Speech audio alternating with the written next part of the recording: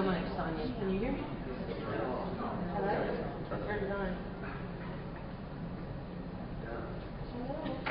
I had it working a minute ago, wasn't it? Yeah. Okay. I know it. I got it. Good. Hello? Hey, I'm here. Good morning, everyone. My name is Barbara Anderson. I'm a very grateful Al-Anon. Thank you so much, Sonia. I love that song. This is our 6th annual Woodstock of the South, and I'm very happy to have all of you here. And that's the 6th time I've heard that song. The first 2 years we actually were at Callaway Gardens, some of y'all remember, and we all went to the Butterfly Conservatory right after this meeting, which is kind of how this became called the Butterfly Meeting. But as my former sponsor, Ruth, who was there when they voted on the Al-Anon symbol, it got down to 3. There was the butterfly, and there was the triangle with a circle on it that we have today, and there was a coffee cup. My sponsor at the time was a butterfly person, and she was heavily in favor of the butterfly. The triangle with a circle won, but she actually gave me her prototype of the coffee cup before she died. So anyway, I'm glad we're not the coffee cup people, though. Today we're going to be talking about the gift of acceptance, and I have just a wonderful panel and a very special treat for you as Mary Pearl is with us, and she's going to join us today. So she is not on the program, but we're just tickled pink that she was here and joining us. In thinking about acceptance, I thought about this season and accepting gifts. And think for a minute, how many gifts have you received over the years? How many have you unwrapped? How many have you have been given to you? I remember the one that someone didn't accept. I once had an administrative assistant, and I had gone on a trip, and I came back from Arizona with one of those little Cocapelli statues on a rock, and I had given it to her, just a little thank you, and she was not in a good mood that day, and she said, you think you can buy me off with this, and threw it at me, and I kind of remember that gift. It sits on my desk. I actually almost brought it with me this weekend, but so you could see it. But it sits on my desk to help me remember how important it is for us to also learn how to receive and accept, and that gift of acceptance. Learning about acceptance in Al-Anon was for me to learn what my job was and what my job wasn't, and I don't really have a lot of jobs. Pretty much my responsibility is to take care of me. And I heard early on to put a hula hoop on, and anything inside the hula hoop was something I had responsibility for, and anything outside the hula hoop was something that I had no business dealing with at all. And I'm going to tell you one story, and then I'm going to pass it on to the rest of these lovely ladies this morning. Many of you have heard this story, but this is a gift of acceptance story. When I first got married, I married a man who was 34, and he had never been married before, and he'd been engaged many times, but he had never been married, and he had lived alone most of the, well, I don't know, he probably lived with people off and on, but he had developed all those habits that you develop when you live alone, and one of them was the toilet seat, and he just could remember to put it down. And I'm not going to try to create any arguments today, but if I do, come this afternoon to hear Polly and Dave, and they'll fix it all. So anyway, I mentioned it to my sponsor one too many times, and she said, I want you to try something for me. And I said, what? And she said, I want you, no, she said, you have to agree to try it before I tell you. This is always dangerous. And I said, okay. And she said, I want you to put the seat back up for him. I said, do you want me to do what? And she said, I want you to put the seat back up for him. And I was livid. I couldn't believe she had tricked me this way. But anyway, I decided, she said I couldn't talk to her about it or anything unless unless I tried it. So the first time I tried it, I threw the toilet seat back up, and I almost broke the back of the tank. There was a little tiny crack in it afterwards. But I just started doing it, and it got funnier and funnier because it took Dick almost a month to notice. And so, you know, I know coming out of the bathroom giggling was probably a symbol, something was going on. Anyway, finally he said, "Have you developed some kind of new unusual bathroom habit?" And I said, "No, honey, I'm just putting the seat up for you," and it's never been important since then. So the lesson of the toilet seat is, for me, a lesson of acceptance. And with that, I'm going to pass it on to Linda.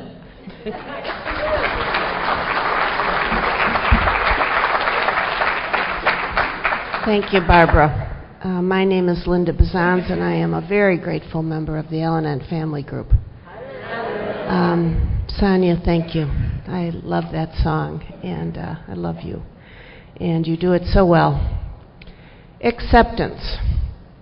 I am glad Barbara chose this because this is probably my favorite topic and my hardest thing to do, is to accept when things are not going the way I would like them to go.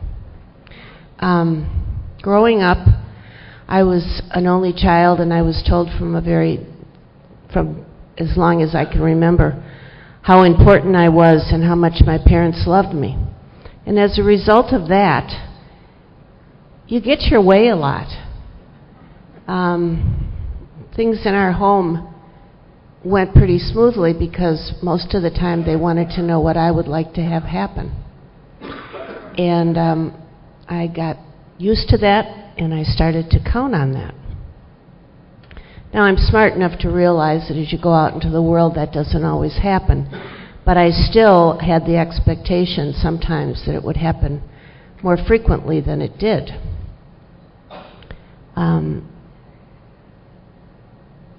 I woke up this morning with the idea of, I'm always afraid when I do this, and I have a lot of fear around speaking with this in my hand and sitting up here in front of all of you. But I woke up and I was starting my meditation, and then I thought, well, I'll just get ready. And somewhere in the middle of that, I got a migraine headache. And thank goodness I had put my makeup on, because as you all know or don't know, I like to look good. And at least I had my eyeliner on clearly before I got the visual impairment. So I think I look pretty good. I don't know how I'm going to come out looking. Oh. That's a perfect example of acceptance, and I'm done now. Thank you. But I thought, isn't it interesting, one more time, that's probably the first time I've ever had that happen prior to speaking. I've had it happen leading meetings and teaching, but I never had it with speaking. So I thought, well, I guess I'll just have to reframe that. And that's sort of my gift of acceptance. When I was going back to being a child, I think I really felt pretty good about myself until I was about 7. And when I was 7, I got glasses. And I think I was the only one in our class that got glasses or had them at that age.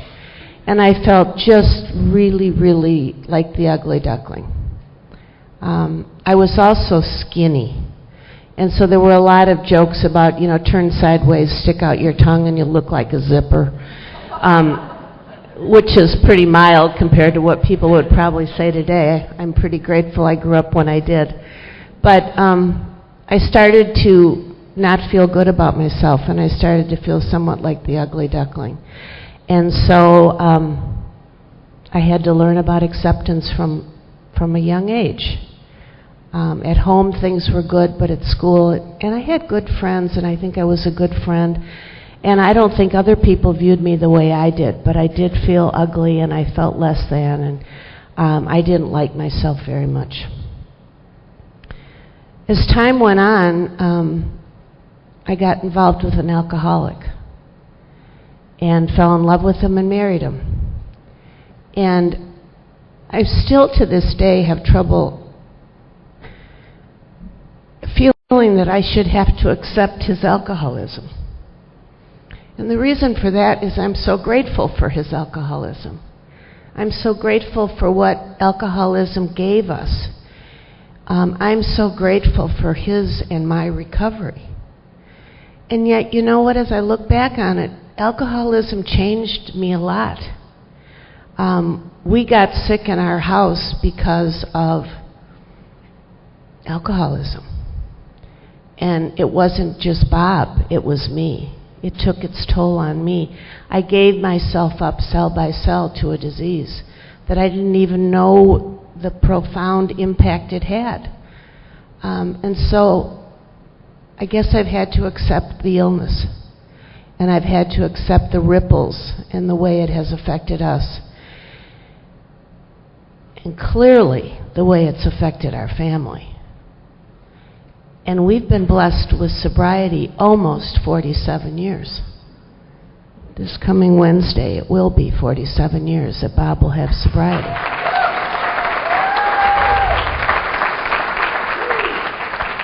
So it's hard for me to use the word acceptance around the gift. And yet, there's been things I've had to change and alter, look at, and clearly accept. So what does acceptance mean to me, and how do I handle it? I've been praying about that for the last, probably, what have we talked about this, maybe a month? Of how do I really get into acceptance, and how do I form it, and how do I invite it into my life? And I guess the secret for me is to live a day at a time and to really try to stay in the moment. If I'm in the moment, first of all, I have a whole lot less to accept. All I have to have is today.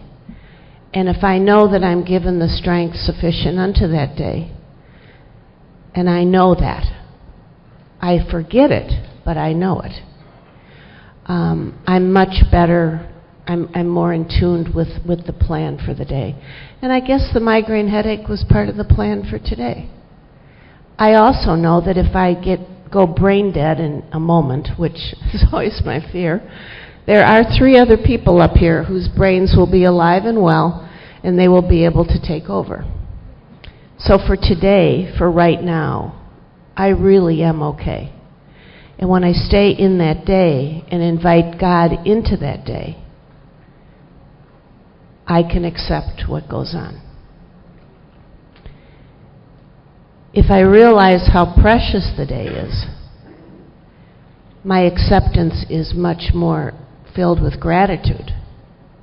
Because today is so special. And I tell you, being an Al-Anon for 47 years, I have given up day after day after day to fear, to wanting it my own way, to feeling less than. And I don't give up very many days to any of those 3 anymore. Today is golden. It's special. It's ours. It's mine. It's my job to appreciate it, and it's my job to make it better for you. Because it's so special. This will never occur again. So when I know the goldenness, the preciousness, the specialness of today, I'm not going to give a minute of it up. Then I'm in acceptance. And I'm not in trying to run the show, and I'm not in trying to change things. I think it was the first year here, and I'm not exactly sure, and I know this is a very special weekend because a lot of us are celebrating our dear friend Sandy. He's here, and I can't stay there very long because I can't. But he's here, and I think it was the first time we were here. We had this butterfly meeting, and my memory is so poor that I'm not sure, but I think it was here. And I think our theme was the gift of a day at a time.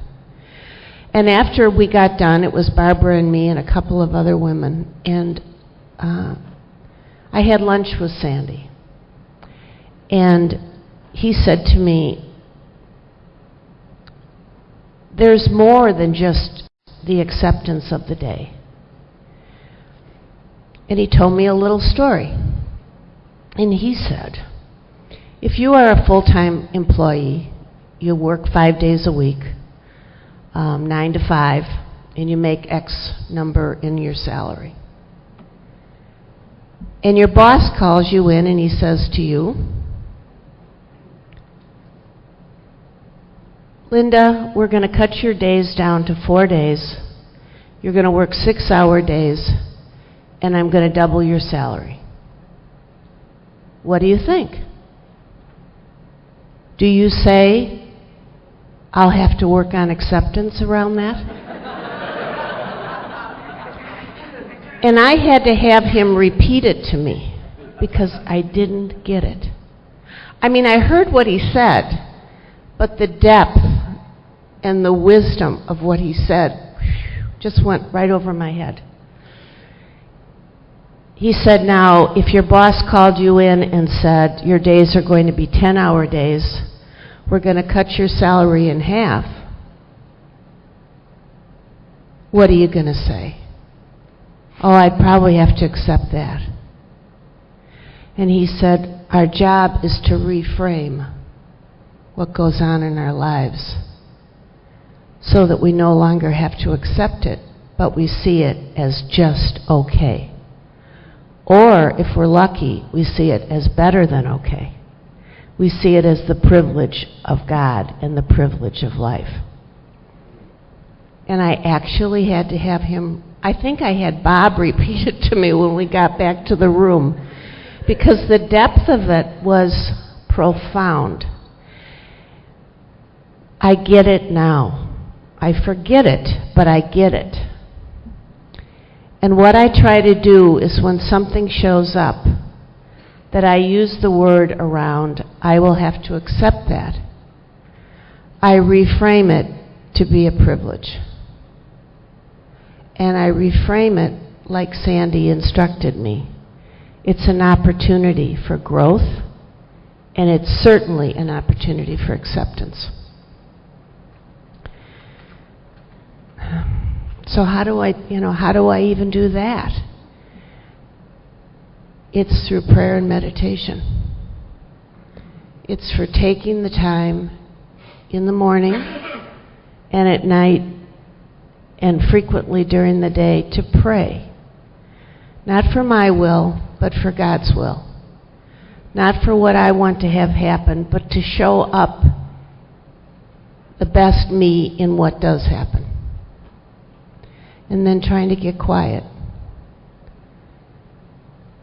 and be still and listen. But it's constantly, constantly, constantly reframing. And that's the gift that I got from Sandy Beach.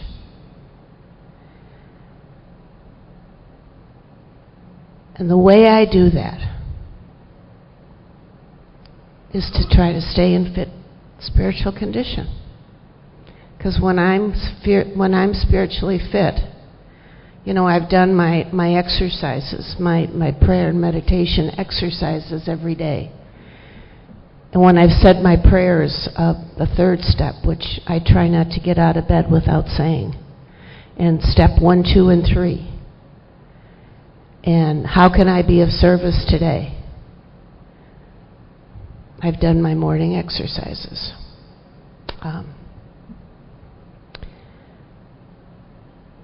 My gratitude today is profound. I'm profoundly grateful to be here. I'm so grateful for this program. This program has given me my life. It's given me who I am. It's given me glimpses of God through you. Every single day is precious. And I'm feeling really fine today. I thank you so much for the opportunity. Barbara, I thank you for your love and opportunity of being your sponsor and sharing my life with you. And I thank all of you, and I thank God that my brain did not go dead. And I guess I'm going to give this back to you.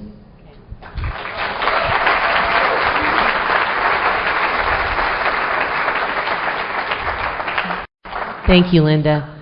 One of the reasons we have our next sharer with us today is because of the 30th anniversary of Lee. So be sure and give him a hug and congratulate him on his 30th anniversary. I'm going to introduce to you Mary Pearl.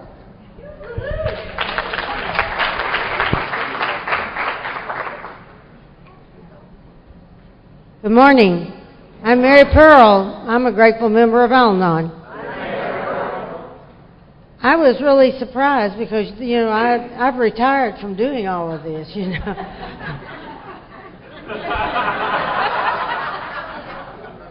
Thank you for asking me. Acceptance was something that I knew nothing of. You fight till you get what you want. You find a way.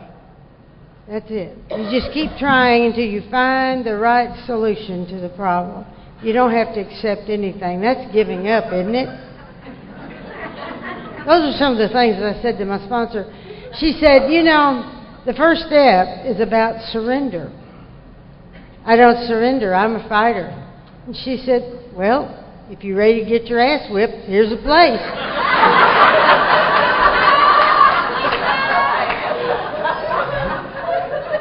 You have to put things pretty plain, That way there's no mistaking what the meaning is.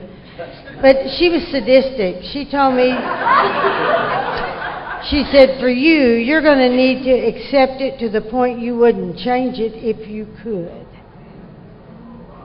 What an order. I can't go through with it.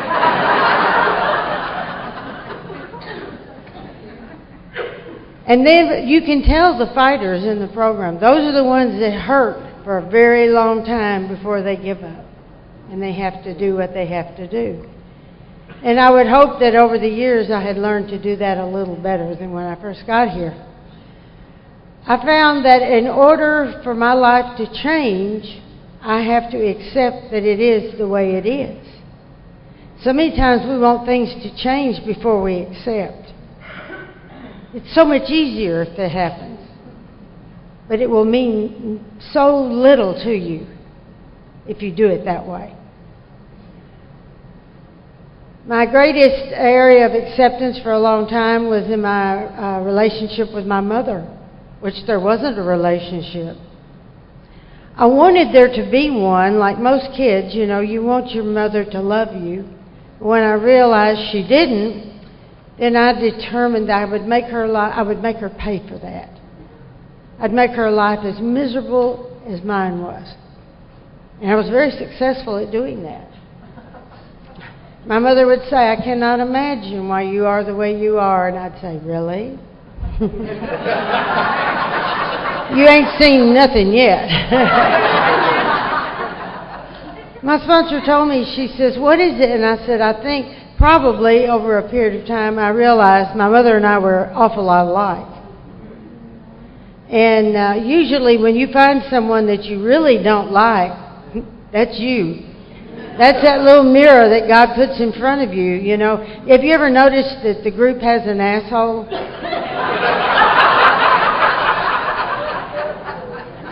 Okay. And when that one gets better, you get another one. Have you ever noticed that?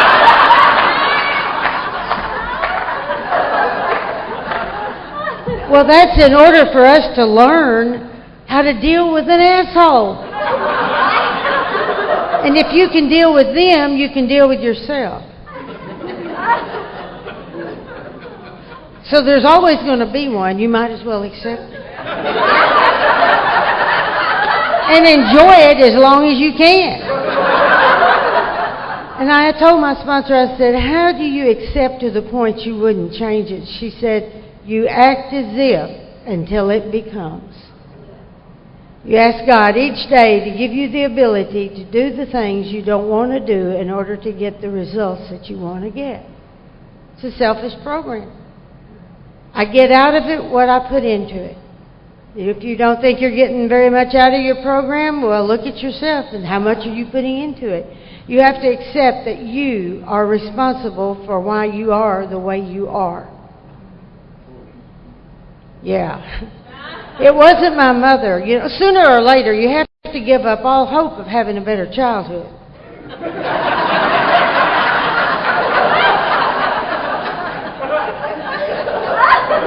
You know, when you're running around saying, I'm that way because, and you point to something else, you're lying to yourself. You're the way you are. I know when I was doing my very first inventory, there was a section there that was extremely painful, and I wrote what I wanted it to be. And then I looked at it and I said, that's a lie. And I put an X through it. And then I wrote down my next take on the topic. And I had 4 or 5 of those with big X's, and at the bottom I wrote, I did it because, by God, I wanted to. I had to accept responsibility for myself and my actions and not blame others. I'm not here because my husband is an alcoholic. I'm not here because my grandfather, grandmother, 3 aunts, 2 uncles were alcoholic. I'm here because Mary Pearl has the family disease of alcoholism. There was never any drinking in our home. I lived with the untreated Al-Anon. I hated her. I hated everything about her. It took me a very long time to accept my mother as she was and to realize the circumstances of her life without any tools to deal with. She had done the best she could. I had to also look at my life. Many times I did the best I could, but many times I did not. Many times I wanted to blame others and not be responsible for what was going on in my life. I wanted to be a victim. God, I hate being a victim today, because that's a big limitation you put on yourself, and it's a label that's real hard to pull off. It's a name tag. And you get a certain amount of sick satisfaction out of it for a while. And then you really get sick on it. And sicker and sicker. And I would look at my mother and I'd say, how can I accept her? She's such a bitch. I found Mother's Days especially difficult because you got to get them a card, send them something. And back in my day, we didn't have computers, so you couldn't make your own. And that was a good thing. I have yet to go and see Hallmark say, Happy Mother's Day, bitch.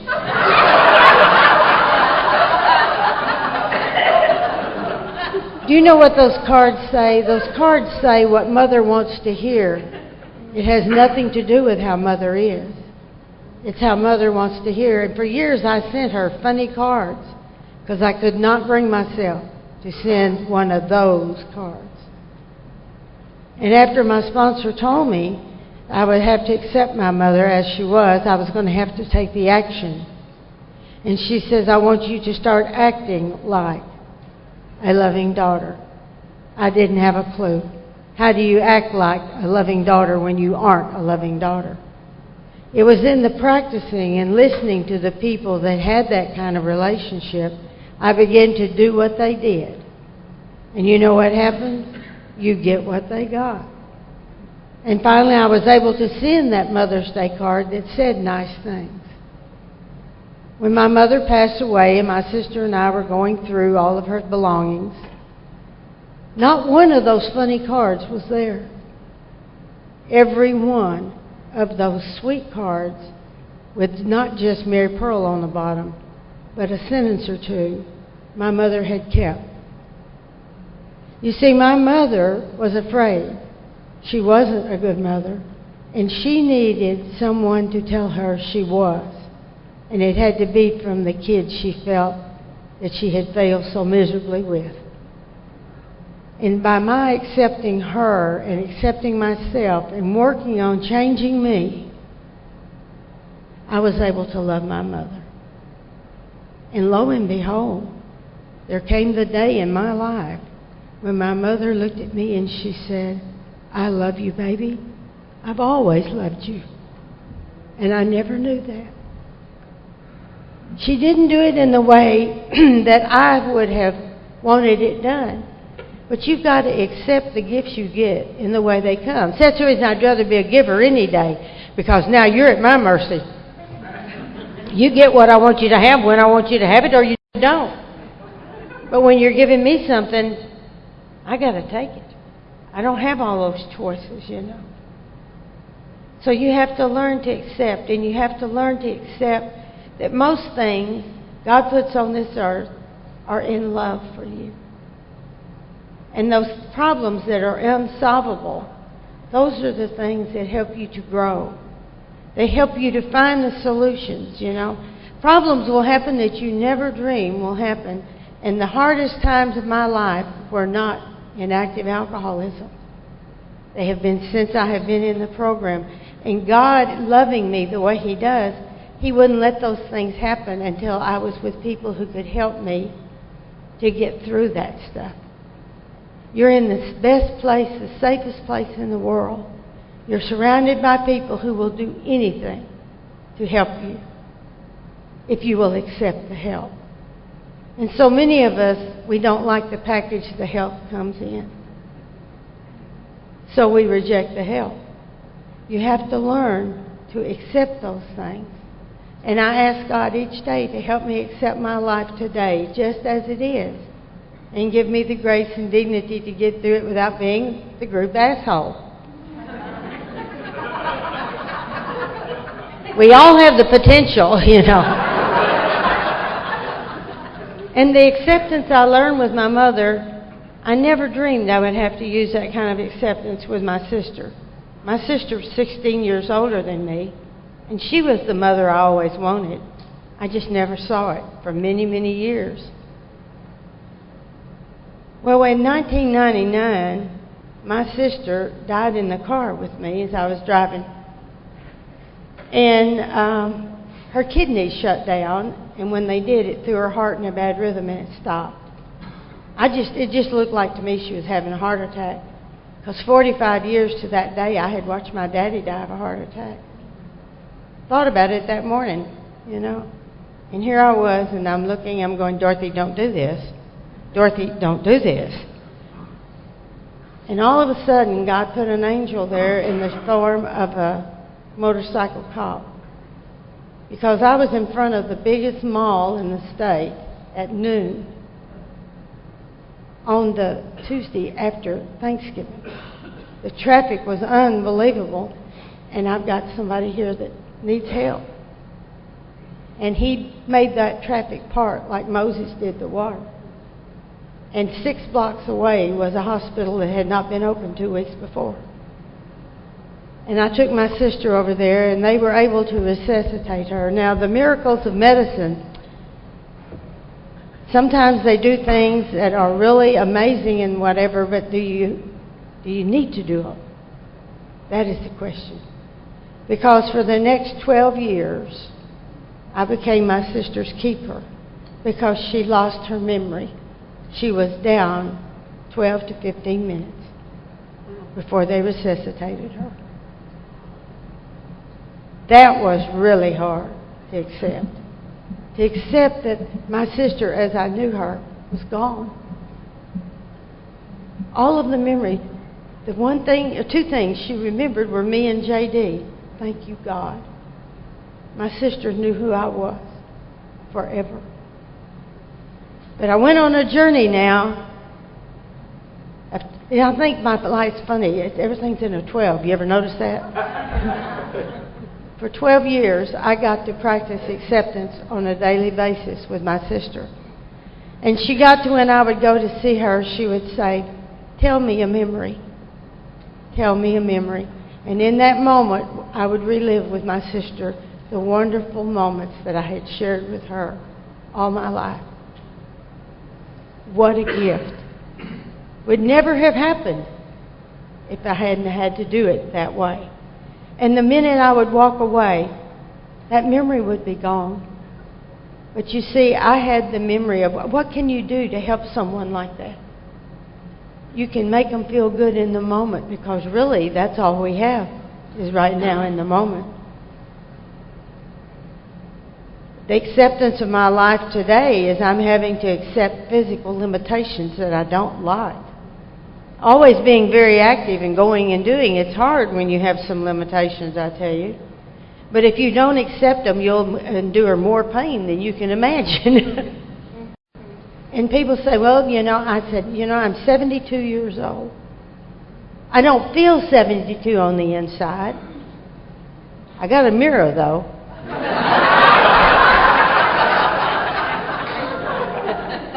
That mirror has shown me many things over the years. Back before I was part of this fellowship, I would look in that mirror in the mornings and I hated the person I saw to the point that I quit looking in a mirror.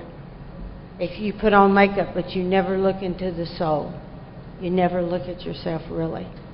And I got here and y'all told me how to do that so that I could accept myself as I was. And once I could accept that I was the way I was, that gave me the incentive and the willingness to do what was necessary to change. Acceptance has to come before change. Change the things you can is not the first part. It's accept the things you cannot change. Then you change the things you can. And the thing you can is you. With God's help and the people around you, there's nothing you can't do. I had a hard time accepting God's help because I felt like when my daddy died when I was 12 and he was my everything, that God made a mistake. He should have taken her, not my daddy. And so therefore I would turn my back on God and anything that had God in it for many, many years. And I got here and I looked at those steps and I thought, oh, this ain't going to work. Let's see, can I do the ones that don't have God in it? Well, all of them pretty much have God in it. Because these are spiritual steps. These are not steps, physical steps, some kind they can be, but these are steps that you make on the inside. And they're numbered for those of us who are real smart. You can't just do, well, I'll take 2 from column A, 1 from column B. No, it's not that way. And you have to accept that they are the way they are. That's like I love the people I sponsor. Those are my kids, I never could have kids because God knew little kids drive me nuts. Now you get them up a little older, and then I can deal with it. But boy, those little ones. The other day we were in a restaurant and I said, for years on the plane, remember when we used to fly and they had the smoking section and non-smoking section? I said in restaurants there ought to be the kids section and the non-kids section. Why do little babies scream for no reason? They're just sitting there and then all of a sudden they go, ah! Scares the hell out of me.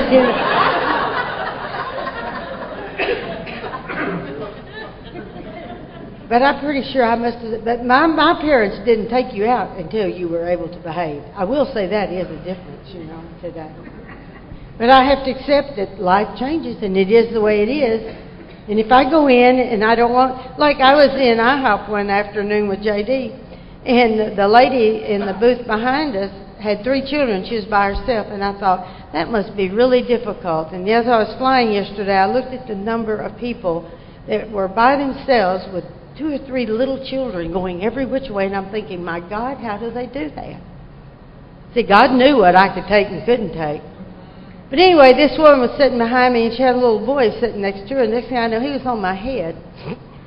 And then he was down in my lap, and I wondered, did she not notice that as he... And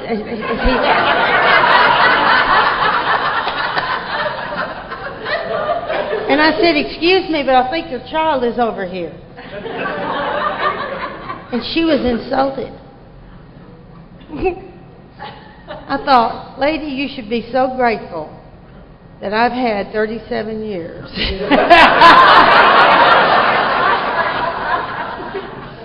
But you don't have to accept things that you can change. And I asked to be reseated.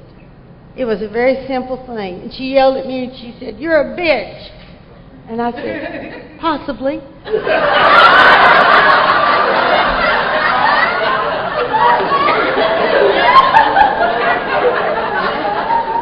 I found that here, y'all have taught me to look at things through a new pair of glasses.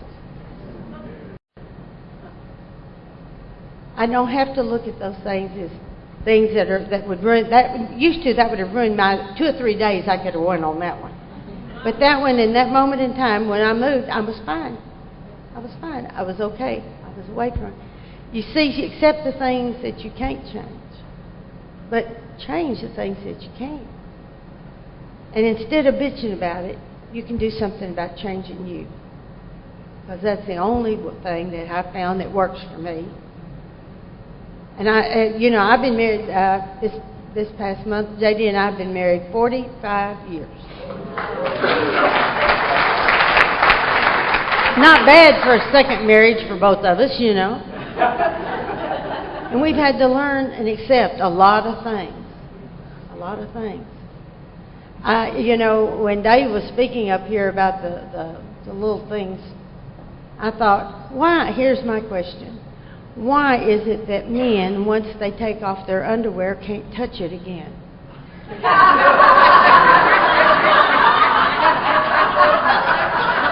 The clothes hamper is right there.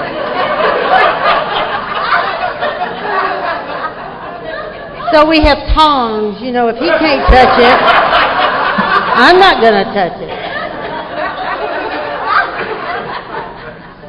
There are a lot of things when you're in a relationship that long that you have to learn to accept. Because the sooner you accept it, the happier those years are going to be. And the things that were such a big deal when I came in are not any kind of a deal today. Because we've learned how to deal with real problems, not whether the seat is up or down, on all those little things. Who takes out the garbage, who doesn't, who cares? If it's something you see and it bothers you, you can do it. Well, it's not my job. Well, then don't bitch about it. It's sort of like voting. You have no right to bitch if you don't vote. And God knows I'm going to preserve my right to bitch.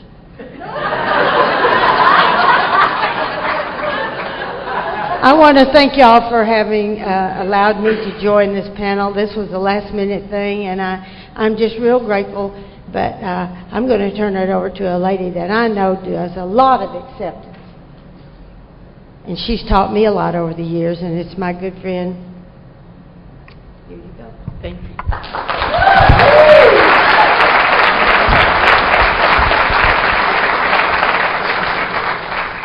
Hi, everybody. My name is Larcene. I'm a grateful member of Al-Anon. What an honor to get to follow such fabulous women who have been fabulous examples to me in my life. It's, who knew? Who knew? I always thought I was just so all alone, and there's people a lot worse than me, okay? And anyway, acceptance, I am definitely the weak link in this chain. Without a doubt. My go-to emotion is the grim determination to have things my way. And because my way is the best way. I grew up in a home where, surrender is not an option. It was an army home. We don't surrender. That's a bad word. And you make things happen.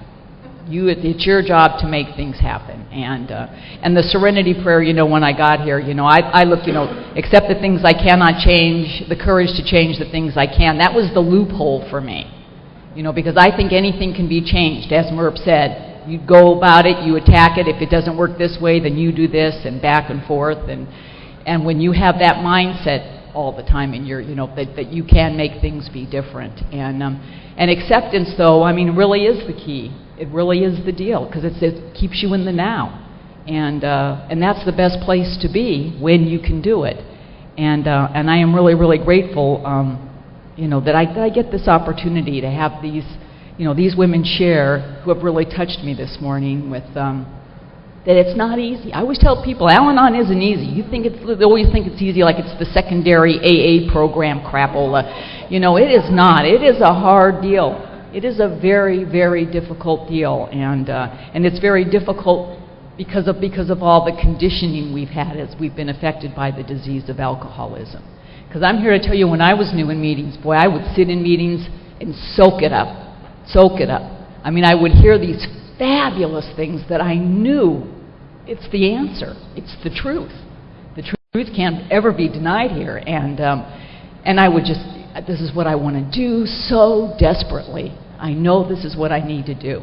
And yet when I would leave the meeting and on the drive home, I don't know if it all just went out the exhaust pipe of the car or how the heck that works, but I would be back home and back in my situation, and it was like even though that would be in my mind, it hadn't gotten to my heart yet.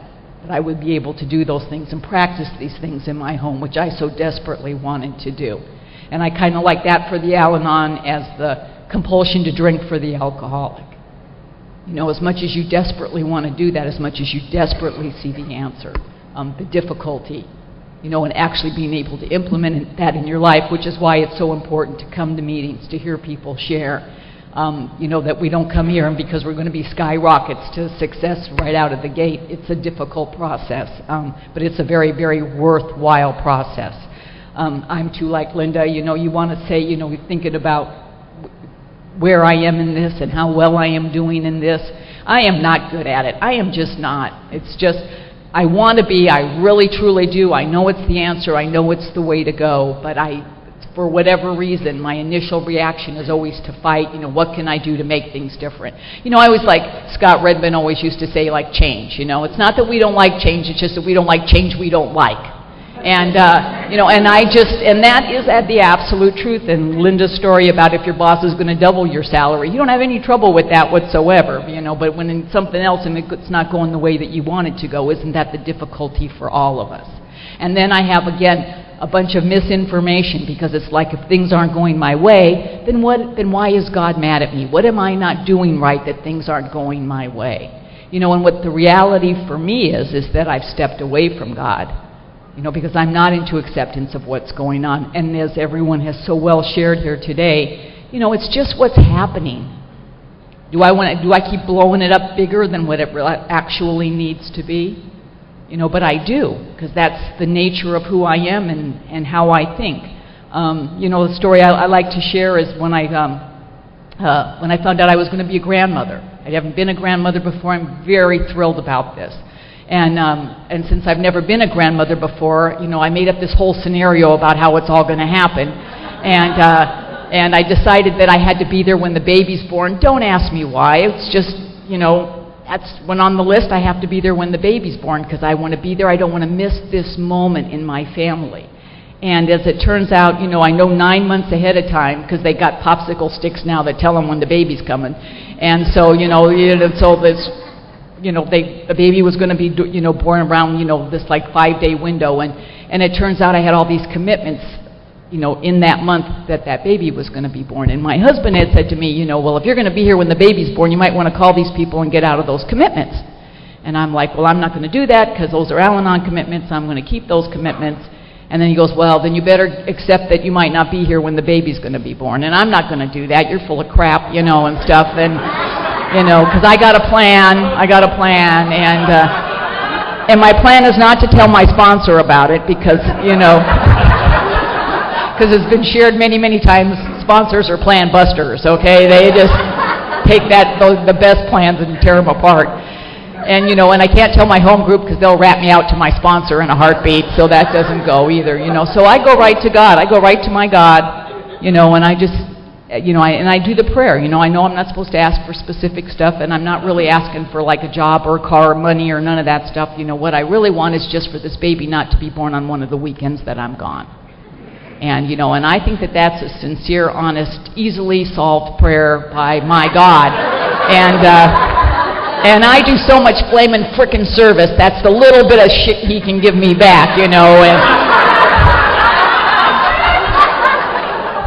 and justified and rationalized. Why? Because I want it to work out this way. It doesn't hurt anybody if I get to be there when the baby's born.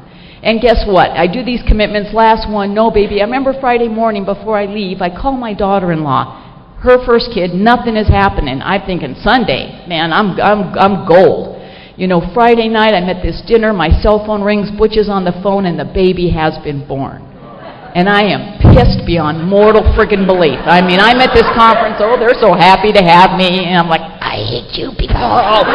You know, I mean, and of course that's not whatever comes out, because what comes out is a sweet little smile, you know, but inside I'm dying. I am dying. And I'm telling Butch, nobody touch that baby. Don't you even look at that baby, you know. I mean, I am insane. And so I call Carol, because Carol's my sponsor, and you know, and I am just so angry. And I'm quitting Al-Anon. This sucks. I asked God for one little baby not to be born on the weekend. Do I get that? No. And I'll never forget, I was in so much pain. And Carol says, I'll have to call you back. Oh, thank you. You know, I mean, I don't even use you that much anymore. And when I do need you, and just into that rage, and I don't know how long it was, and it wasn't long. It was a minute or two, and my cell phone rings again, and it was Carol's sponsor on the line.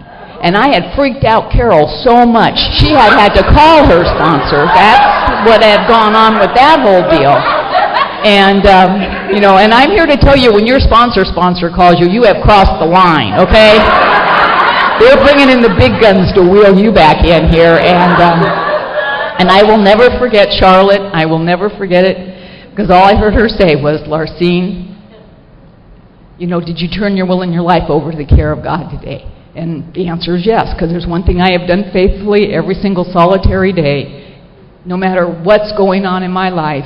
And I've learned that, you know, from just absolutely fabulous sponsorship, is just to turn, you know, you can turn your life over in 3.5 seconds every day. There's no excuse not to do that. No time, no how busy you are, you can do that. And I've done it every single day. And I told her, yes, I had. And she told me, then you are exactly where you are supposed to be, doing exactly what you are supposed to be doing. And because you made up some ridiculous thing up in your head about how you think that this is supposed to go down, you're going to take this beautiful event and turn it into a piece of crap? Never mind.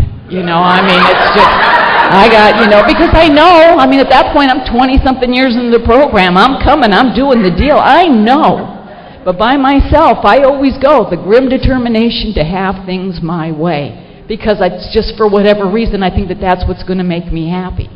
And what happened to me is that 23 years or whatever it was into the program, I almost took this beautiful event and did turn it into a piece of crap. Because that's where I will go with it. Then I bring it to you and you show me a different way to look at it and to get into the acceptance of this is what is. And what she said to me is, a beautiful thing happened today. You became a grandmother. Are you going to turn that into this terrible memory? You know, and I wasn't, and it was okay. And then I was able just to go on, and I got into the acceptance. And instead of being angry about being a grandmother that day because it didn't happen the way that I thought that it should, not wrapped, the gift not handed to me the way that I thought it should look.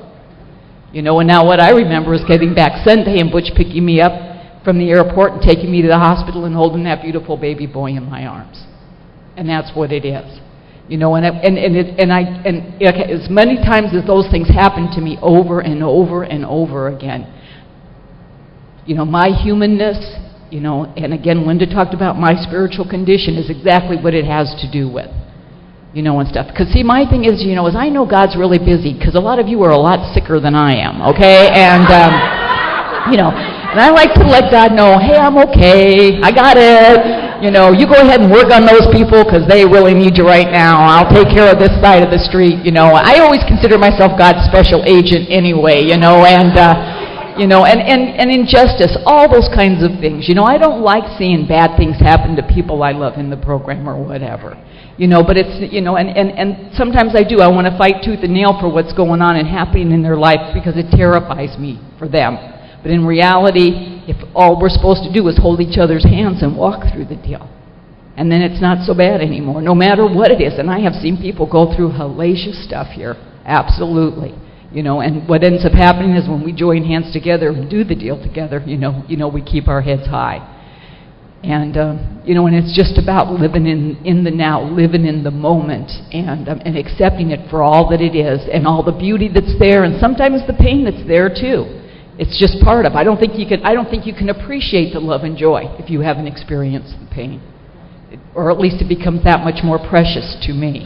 And you know, and like I say, it goes on. And a few years ago, I have a granddaughter now. She was born on a Wednesday. Thank you very much. And And she was 3 years old, and we have them over when we decorate our tree. And at 3, I have these ornaments that I love, and I don't know why. They're not anything special. They're just something I'd only bought but a few years ago, and they're just, but they look like Christmas bulbs, but they're ornaments that are shaped like Christmas bulbs. And I just, for whatever reason, I love these things. And so, and she loved them too. And, but when she came over and she got the box of them, now I like my tree like I like my tree. We get a real tree every year, and there's certain stuff, and this is how it goes, and it's how it's always gone. Well, she took, like I have about 18 of these things, and she hung every single one of them right in a row. I mean, it looked ridiculous. And it looked like a 3-year-old did it. And, but I left them, and stuff until they went home at the end of the day. And then I moved them all, everything, I fixed my tree. And I don't know, a week later she comes back, and she ran right over to that tree. And none of her ornaments were there. And big tear down her cheek. Grandma, what happened? What happened? Who moved my ornaments? I go, Papa did.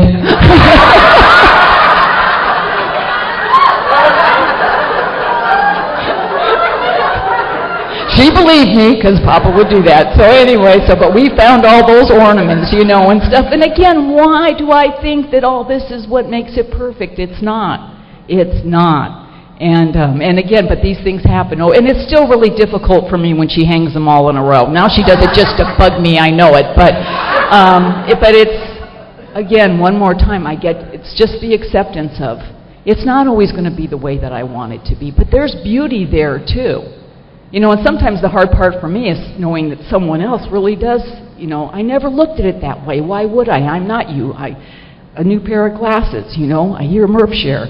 I hear Linda share, Barbara share. I mean, it's just this, I never thought of it that way. And there's a reading in our 12 and 12 too, and I remember the very first time I read it, it said, did I ever think there was a different way to do something? And the answer was no. Never once occurred to me that someone else might have a different way to look at it. And I want to make a nod also to Sandy, because, man, if there was ever a person who knew about acceptance, I mean, I don't even know what to say, just to be in his presence always kept me right exactly there, and I can't tell you what it was he said or how he said it. It doesn't matter, but he was a man who just absolutely knew the deal here, and just made you glad that you just had this much of a shot, and maybe picking up a little bit of what he had, because it was such a precious, precious thing, and I am always very, very grateful that I even had the opportunity to be in the same room with him, and get just a little touch of what that acceptance meant, and not even just the acceptance, but how you can feel good about it, no matter what it is, or how you can feel okay about it, I guess is really, really the answer. So anyway, it's been my honor and privilege to be here with all of you guys today, and thanks so much. Thank you. Just a couple last things. I thank all the ladies for sharing. I know in my own life, Dick and I have faced a lot of challenges over the last years, and even now he has pneumonia, so keep him in your prayers this weekend. I left him sleeping this morning. But one of the things that I know that has made the difference for me is if I can start and begin my day each day looking for God's gift in that day and know that it's there, that seeking, and again, that's one of the things I remember Sandy talking about all the time, but that seeking, looking for God in my life and looking for those gifts in my life keeps me on the positive side of acceptance and not looking at the difficulties that we may face. Since I've been in Al-Anon, I've dealt with everything from terminal cancer to suicide to overdoses to murder to all kinds of things that you would never really imagine, and that I never imagined I would deal with all of. But the gift of this program brings us together in love and unity, and I thank all of you for being here for me And I thank all of our panel this morning. And let's all join hands and close with the Lord's Prayer.